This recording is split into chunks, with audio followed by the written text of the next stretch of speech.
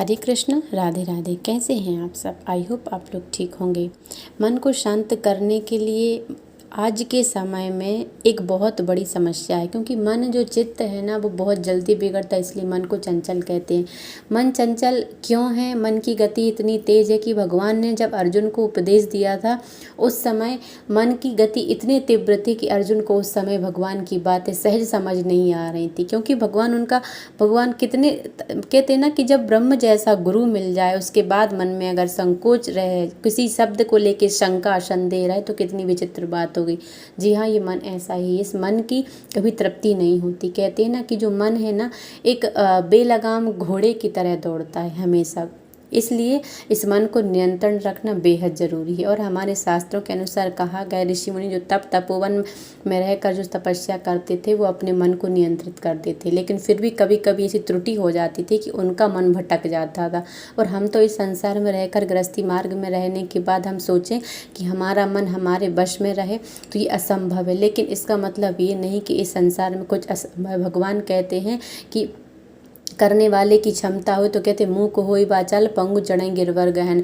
गूंगा व्यक्ति बोल सकता है और बिगर पैर वाला व्यक्ति, बिगर पैर दिव्यांग व्यक्ति भी पहाड़ को लांघ सकता है। ऐसी सामर्थ्य भगवान ने हर एक जीव के अंदर दे रखी है। इसका अर्थ सीधा यही जाता है कि भाई जो हम कर्म करते हैं उसका फल हमें परमात्मा देता है। मन को शांत करने के लिए यदि हम प्रयास करें तो ऐसा नहीं कि भगवान हमारी मदद नहीं करेगा। मन को शांत करने के लिए एक बात, जैसे कोई यदि व्यक्ति घर में है उसका मन हमेशा शांत रहता है, चिड़चिड़ा स्वभाव होता है, किसी से कुछ कहता है तो बात बात में झड़प होती है, तो उसके लिए सबसे बड़ा जो शास्त्रों में उपाय मिलता है वो एक ही सबसे बड़ी बात होती है कि वो बीमार, जैसे कोई बीमार व्यक्ति होता है तो उसके लिए क्या हो जाता है, उसके लिए सावधानी से प्रेम से उसको समझाया जाता है। ये नहीं होता कि भाई वो बीमार है तो दूसरा बीमार बन के लेट जाए, ऐसा तो नहीं होता ना। सेम यही कंडीशन हो, जब किसी के अंदर क्रोध होता है, चिड़चिड़ापन होता है, तो इसका एक अर्थ लगाया जाता है। जैसे एक उदाहरण के तौर पर वो व्यक्ति बीमार है, अब अगर वो चिल्लाता है और हम चिल्लाते हैं तो भाई क्रिया बिगड़ती है।